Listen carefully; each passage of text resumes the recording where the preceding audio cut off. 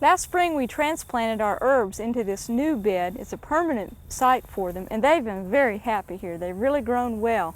But we've harvested them several times this summer, and now before the frost hits, it's time for one last harvest of these herbs. I want to go over a few of them with you real quickly. This is rosemary, and the variety we have is called ARP, and ARP is winter hardy in Oklahoma, although most rosemaries are not winter hardy here. If you have one that's not winter hardy, cut it back, pot it up, and bring it indoors. If you have one like ours that is winter hardy, you can at least cut it back and harvest some, and also take some cuttings. All it takes is probably about a 4-inch piece, and you can snip or peel the bottom leaves off and stick that in a pot and root it. It makes a great gift for Christmas because rosemary has a very piney scent. In fact, some people call it the Christmas herb. One other herb that needs to be harvested before frost because the leaves will be damaged is mint. Now, mint is hardy here, but the top is herbaceous, and that will die back this winter. So if you want to take cuttings of that and have some of the mint indoors, or do one last harvest and freeze or dry some, that'd be fine too.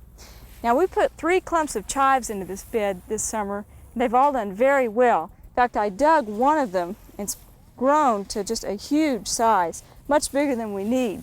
Remember, if you're going to harvest chives, you want to cut away the bottom leaves. Don't just go snipping them off with scissors. And that'll give you a nice amount to chop up for fresh use.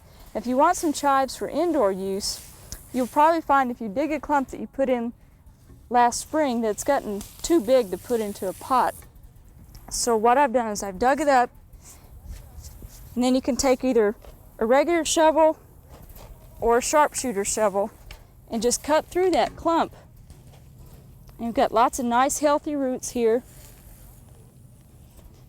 Chives are very, very tough. You can mistreat them pretty badly and they'll still come back in a pot. And then I'll pot those up.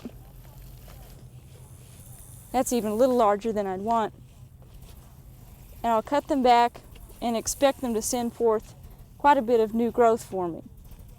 I can bring that indoors and grow them on a windowsill and have fresh chives all season long. Or I can go ahead and harvest my chives, at least harvest part of them, and freeze them for the winter time. Now, some other herbs I want to go over one is tarragon. Tarragon, again, is very good to use if you're cooking a lot of seafood. It's a good complement to that. It has sort of a nice licoricey flavor. And our tarragon has become quite woody, but we're going to wait until spring to cut that back.